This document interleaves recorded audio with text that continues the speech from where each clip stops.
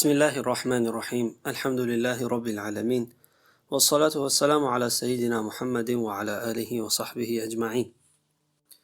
میخواهم با سلسله از سیرت حیات صحابگان رضی الله عنهم اجمعین برای شما نقل بکنم.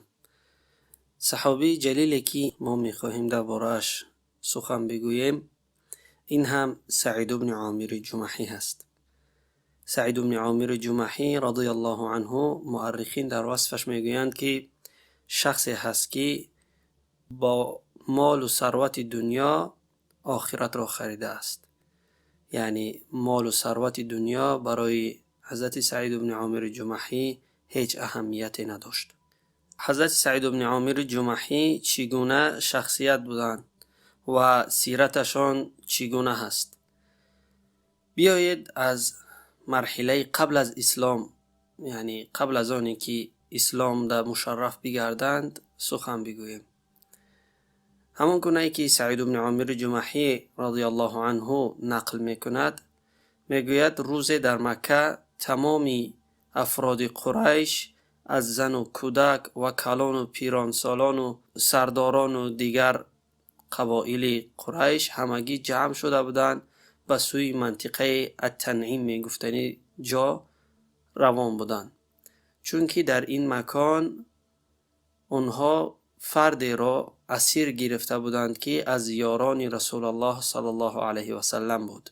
این فرد نامش خبیب ابن عدی بود و سبب جمع شدن این تمام این افراد قریش به خاطر آن بود که میخواستند قصاصشان را از رسول الله صلی الله علیه و سلم بگیرند با کشتن خبیب ابن عدی، چون که این قریشی ها هنگامی که در غزوه بدر از مسلمانان شکست خورده بودند و کلانای قریش و مانند ابو جهل و امیه و دیگر کلانان قریشی ها که در غزوه بدر از دست مسلمانان شکست خوردند، بسیار از رسول الله صلی الله علیه و سلم و مسلمانان در خشم و غضب بودند و میخواستند قصاصشان را از پیامبر اکرم صلی الله علیه و سلم بگیرند.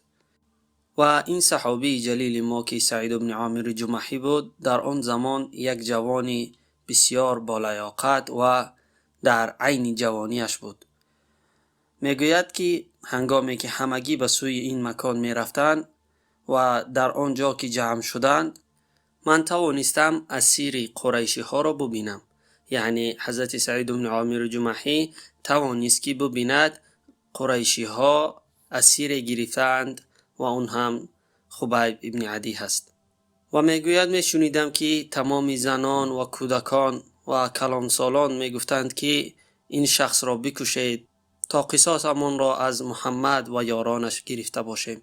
در هنگامی که همگی چنین طلب میکردند، حضرت سعید بن عامر جمحی میگوید شنیدم که حضرت خبیب ابن عدی اسیر قریشی ها به سوی کلانان قریش گفت اگر اجازه بدهید 2 رکعت نماز بخوانم قبل از آن که مرا به دار بیاویزید. قریشی ها هم که میدانستند اون هم اسیر اونها است و از دستش چیزی نمیآید، برای او رحم کردند و اجازه دادند که 2 رکعت نماز بخواند.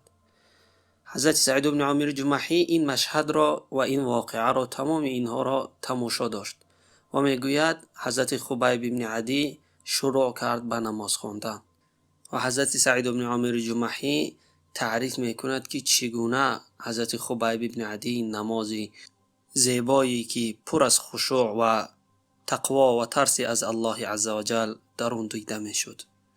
و هنگامی که از نمازش فارغ شدک، حضرت خبیب ابن عدی به طرف کلانان قریش گشت و گفت که اگر والله فکر کردید که من از ترس مردن نمازم را دراز و با خشوع خواندم، پس والله هرگز به خاطر این کار نبود.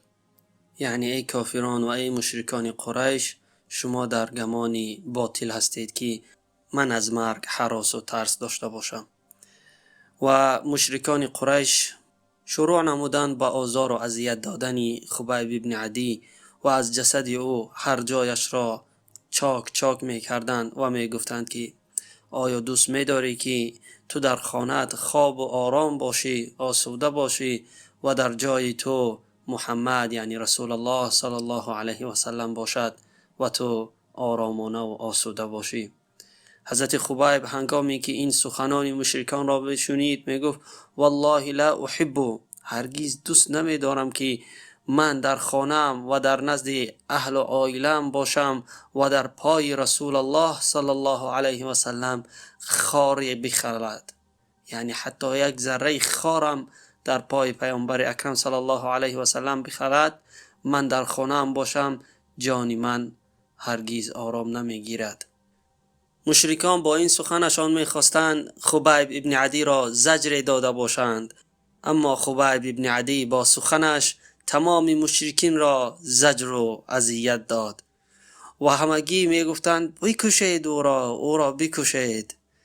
و در اینجا بود که حضرت خبیب ابن عدی نفسهای آخرش را کشید و از الله عزوجل خواست تا تمام این مشرکان را دانه دانه جزای هر یک آنها را بدهد و نفسهای آخرش را کشید و از دنیا رفت.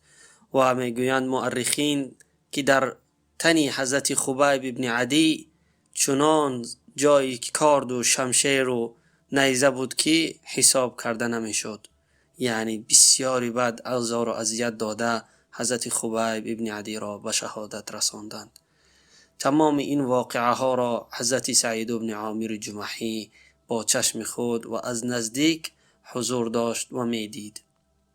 بعد از آنی که توانستند از خبیب ابن عدی قصاص بگیرند و او را به شهادت برسانند، تمام اهل قریش به خانه خود برگشتند و همگی آزار و اذیت خبیب را فراموش نمودند. اما سعید بن عامر جمحی نتوانست این مشهد را از ذهن خود و از خاطره خود دور سازد و این حادثه در ذهن حضرت سعید بن عامر جمحی و در خواب حضرت سعید بن عامر جمحی و این چنین در بیداری و در هر لحظه از حیاتش مرور می کرد و نماز خواندن و دعایی که بر قریش نمود، تمام اینها را لحظه به لحظه به یاد می آورد و از آن می ترسید که الله عزوجل از اینها انتقام بگیرد. و سعید بن عامر جمحی از مشهدی شهادت رسیدن خبیب ابن عدی درس‌های بسیار گرفت.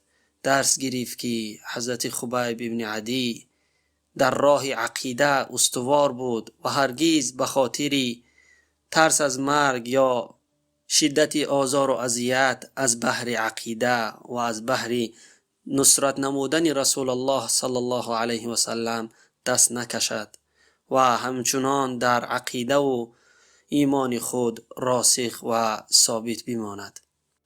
و این حب ایمان و قوت ایمان است که انسان را تمام درد و رنج های دنیا را برای انسان سبک و آسان می‌گرداند.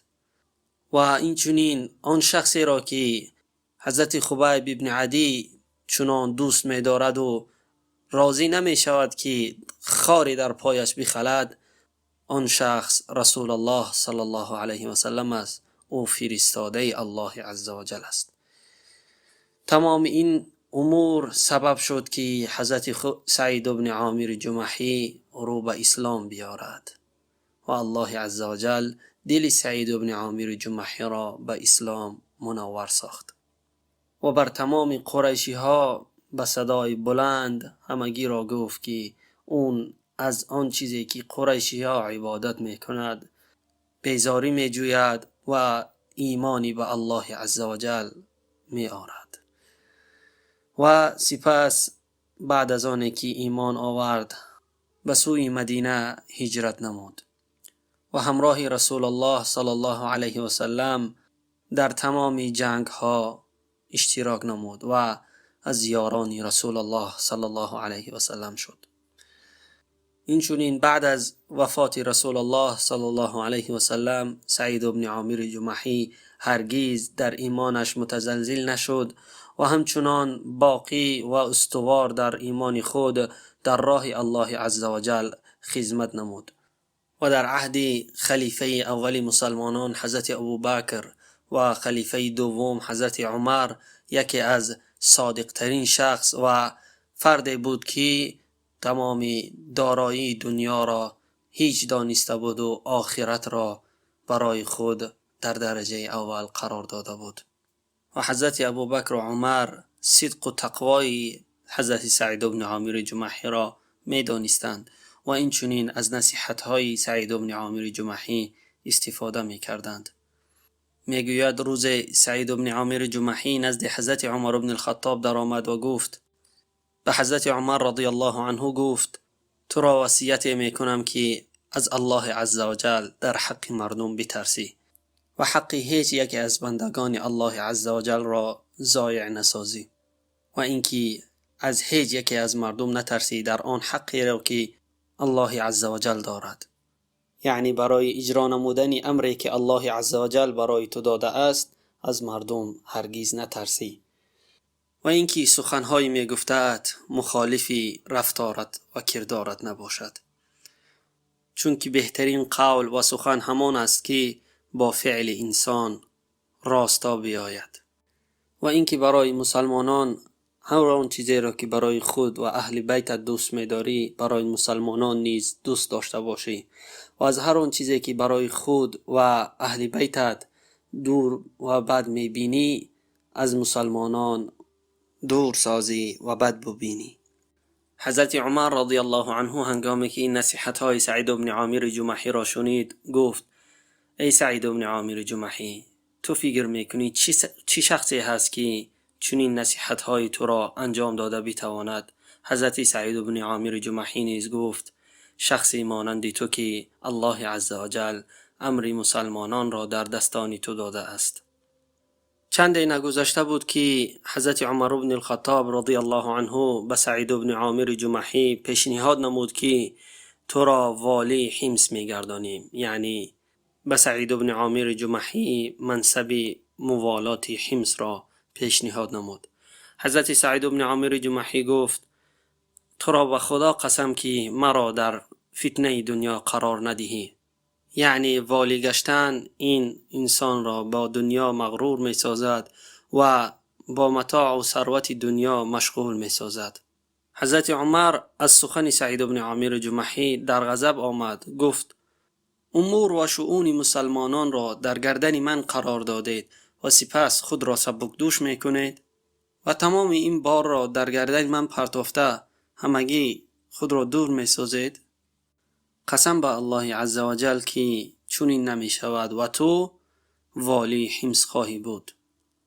سعید بن عامر جمحی نیز نمی توانست از فرمان خلیفه مسلمانان سرپیچی نماید و اطاعت نمود.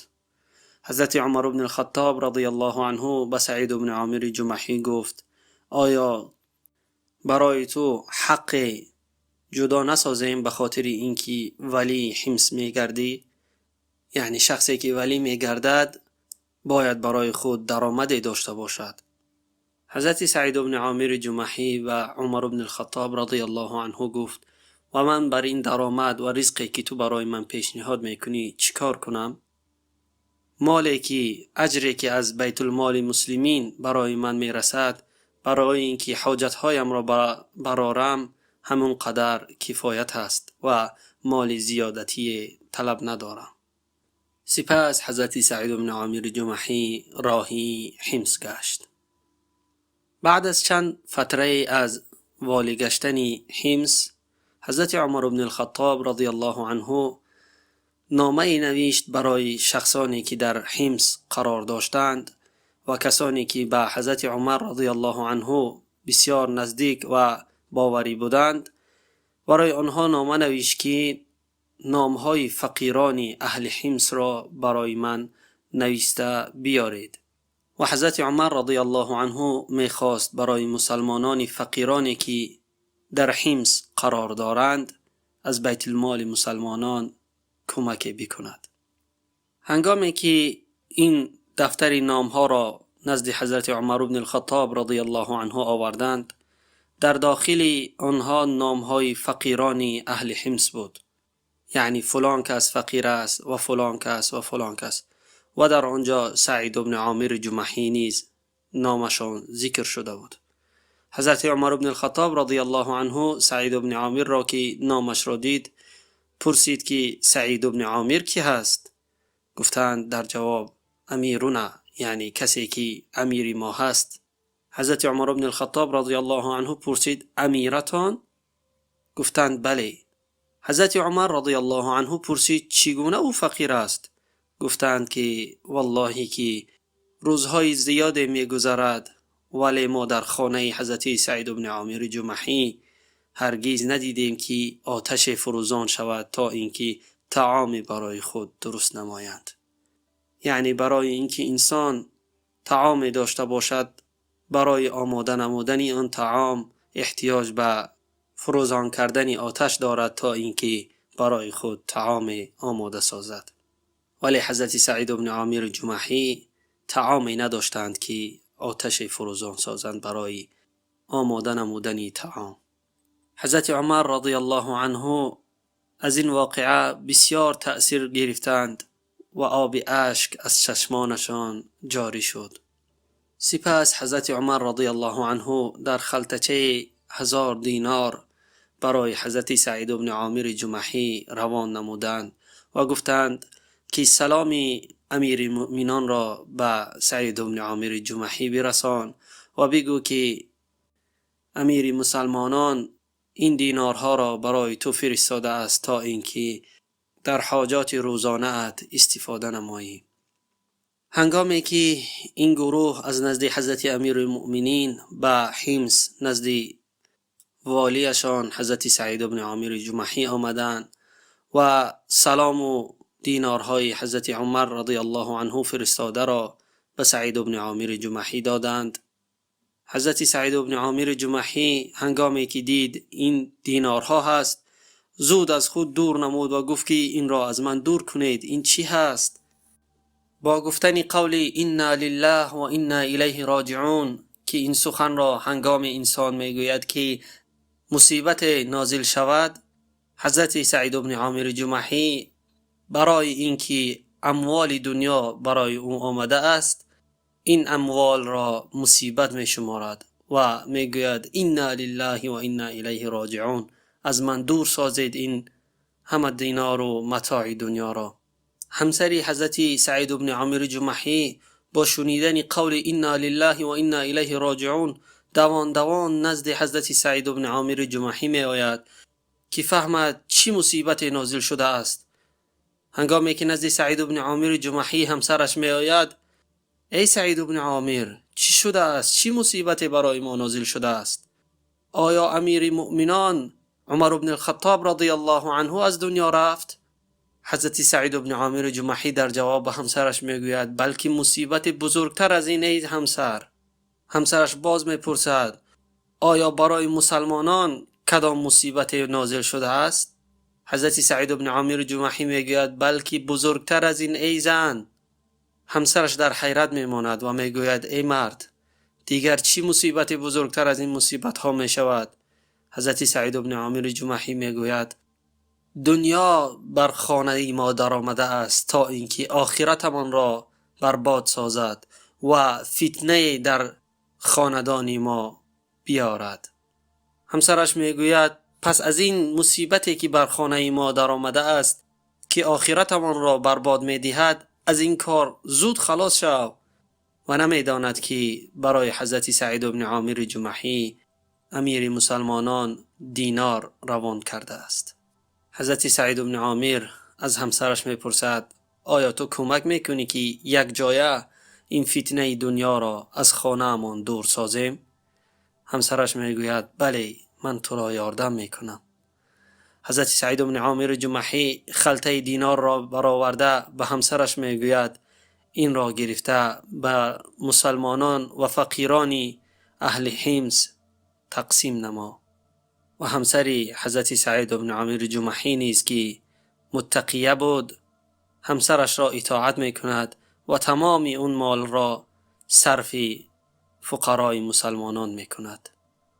یعنی خاندان حضرت سعید بن عامر جمحی همگی دار آخرت را با اموال دنیا عوض نموده بودند. مدت از زمان می گذرد از اینکه حضرت سعید بن عامر جمحی والی حمص است. حضرت عمر بن الخطاب رضی الله عنه می خواهد از احوال امرای خود با خبر شود. هنگامی که وارد حمص می شود، قبلا اونجا را به نام الکویفه می گفتند، یعنی جایی که اکثریت مردم شکایت از امیران خود می کنند.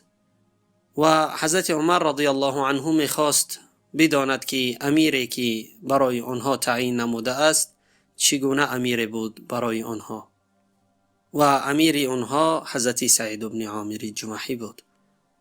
هنگامی که حضرت عمر رضی الله عنه با مردم آنجا هم صحبت شد، از آنها پرسید که چگونه است امیر شما، یعنی حضرت سعید بن عامر جمحی چگونه امیر بود برای شما. و عادت مردم اونجا که شکایت کردن بود از امیرانشان، گفتند ما از امیر خودمان شکایت داریم. حضرت عمر رضی الله عنه پرسید چی شکایت از سعید بن عامر جمحی دارید؟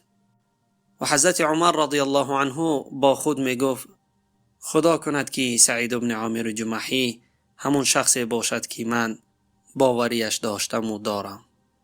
سپس سعید بن عامر را با مردم روبرو ساخت و از مردم پرسید که از سعید بن عامر یعنی امیرتان چی شکایتی دارید؟ و برای امیر مسلمانان حضرت عمر بن الخطاب رضی الله عنه از سعید بن عامر جمحی 4 شکایت نمودند. اولین این شکایت ها این بود که حضرت سعید بن عامر جمحی تا روز نصف نشود به نزد ما نمی براید. حضرت عمر رضی الله عنه از سعید پرسید چرا چنین میکنی؟ حضرت سعید گفت قسم به خدا که بد می دیدم که در این مسئله با مردم سخن گویم، اما حالا که از من شکایت کردن، من علتی دیر برآمدن در نزد مردم را به آنها می فهمانم.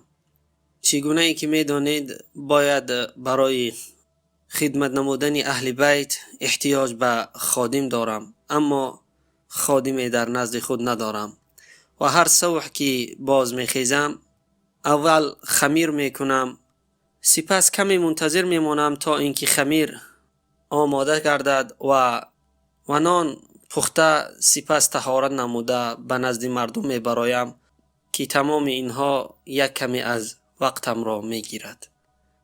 حضرت عمر رضی الله عنه از مردم می پرسد دیگر چی شکایت دارید؟ می گویند هیچ کس را در شب جواب نمی دهد، یعنی هنگامی که احتیاجی به او داشته باشیم در هنگام شب کسی از ما را نمی پذیرد و جواب نمی گرداند. حضرت عمر رضی الله عنه از سعید می پرسد در این مسئله چی می گویی؟ حضرت سعید بن عامر جمحی در جواب می گوید والله نمی خواستم این را هم فاش کنم، اما خب چاره چیست؟ من تمام روزم را برای مؤمنان قرار دادم، اما می خواهم شبم را برای الله عزوجل قرار بدهم. برای همین نمی توانم کسی را در شب بپذیرم. یعنی در شب حضرت سعید بن عامر جمحی مشغول عبادت می شود و نمی تواند کسی از مسلمانان را بپذیرد. سپس حضرت عمر رضی الله عنه از مردم می پرسد باز چی شکایتی دارید؟ مردم می گویند ای امیر المؤمنین، حضرت سعید بن عامر جمحی در ماه یک روزش را نزد مردم نمی براید. حضرت عمر از سعید می پرسد چرا این چنین می کنی؟ حضرت سعید رضی الله عنه می گوید همان گونه ای که امیر المؤمنین به تو گفتم، من خادمی ندارم که برای من خدمت نماید. برای همین در طول یک ماه یک بار لباسم را تازه می کنم و اون هم یک دانه لباسی دارم که در تنم می بینید. این را شسته و مانم که خشک شود وقتی بسیار را می گیرد و من در آخر روز نزد مردم می برایم. حضرت عمر رضی الله عنه از مردم می پرسد باز چی شکایت دارید؟ مردم می گویند حضرت سعید بن عامر جمحی هنگامی که در مجلس با ما باشد بعضا حالتها از هوش می رود. حضرت عمر رضی الله عنه می پرسد چرا چنین می شوی ای سعید؟ حضرت سعید بن عامر می گوید هنگامی که من مشرک بودم و واقعی شهادت رسیدن خبیب ابن عدی رضی الله عنه هر زمانی که در خاطر من مرور می کند من از هوش می روم، چون که در خاطر می آرم چگونه مشرکین با جسد خبیب ابن عدی رضی الله عنه آزار و اذیت را کردند و او می گفت که هرگیز راضی نمی شوم خاری به پای رسول الله صلی الله علیه و سلم بخلد، در حالی که مشرکان با جسد او آن همه بیرحمی را می کردند. به یاد آوردن این واقعه هر لحظه مرا از هوش بیهوش می سازد.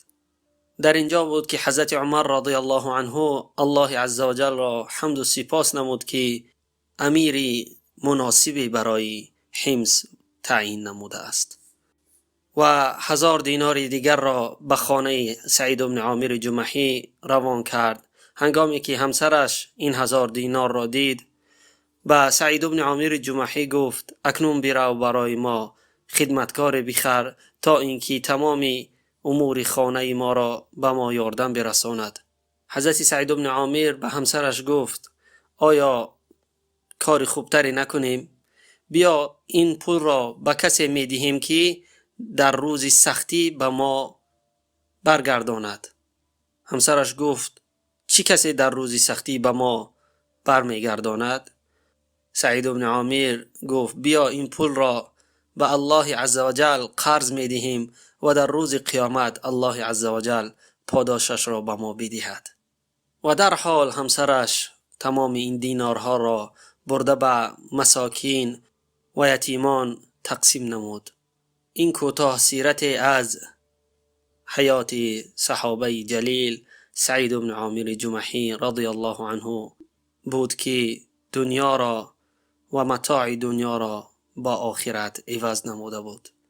الله عزوجل از سعید بن عامر و تمام صحابگان رسول الله صلی الله علیه و سلم راضی باشد و ما مسلمانان را تقوا و حب رسول الله و پیروی نمودن از رسول الله و از صحابگان رضی الله عنهم اجمعین نصیب بگرداند. تا سیرتی صحابی آینده در امان الله عزوجل باشید. والسلام علیکم و رحمت الله تعالی و برکاته.